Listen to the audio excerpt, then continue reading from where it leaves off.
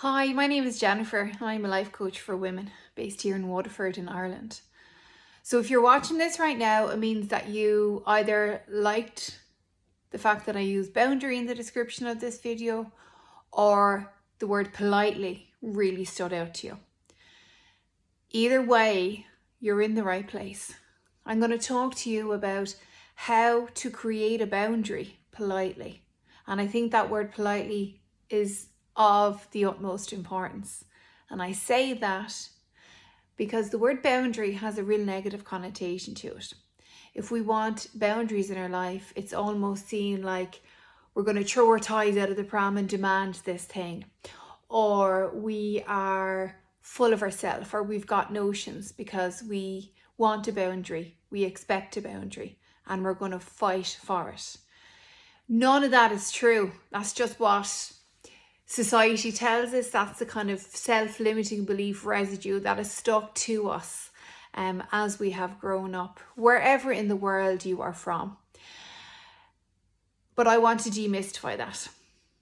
And I want to say to you that you are absolutely entitled to have a boundary. It's actually very, very important and very pragmatic to have boundaries in your life, whether they be boundaries with yourself, boundaries with external factors.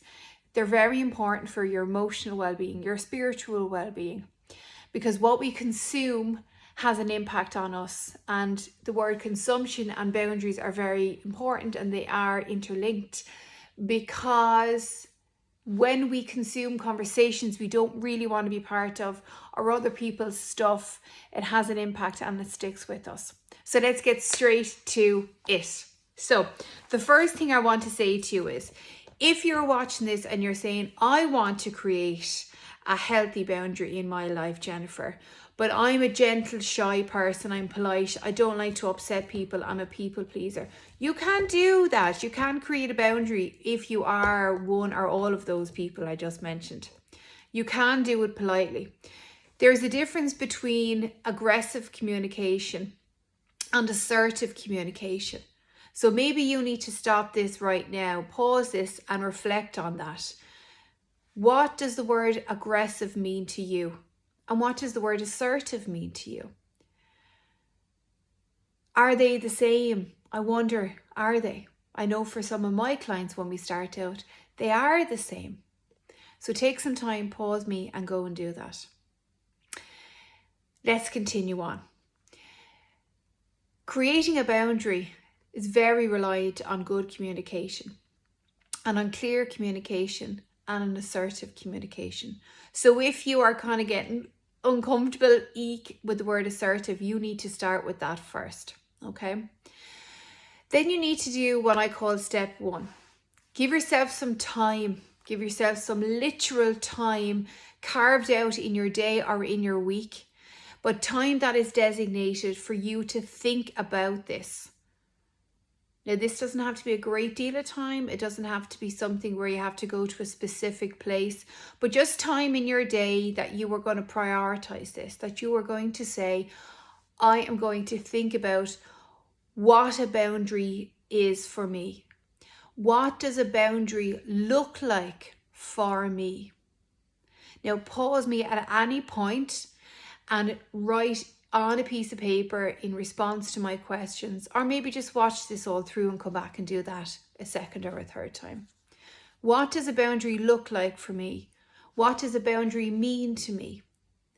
Where in my life right now do I absolutely need to create a boundary? Where is the most important place that I need to create a boundary? Think about that, reflect on that. Then I want you to ask yourself this. When I have this boundary, what will the difference be to my life? Let's fast forward 6-12 months time. Say if we decide to work together and we've done this work and you're in a whole other great place in your life. How is your life different? How is your life different? So to recap, we're looking at what is assertive and what is aggressive communication and getting clear on that.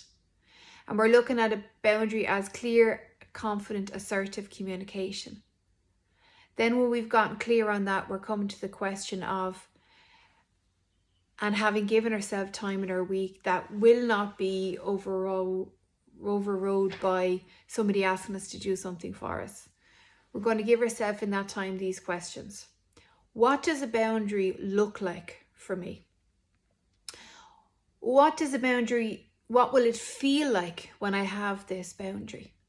And then the last question is, and this is particularly if you're still feeling the fear about creating a boundary, when I have this boundary, so talk about it like almost like a present tense, when I have this boundary, or I have this boundary now and my life is different because, and finish that sentence. That is it in a nutshell.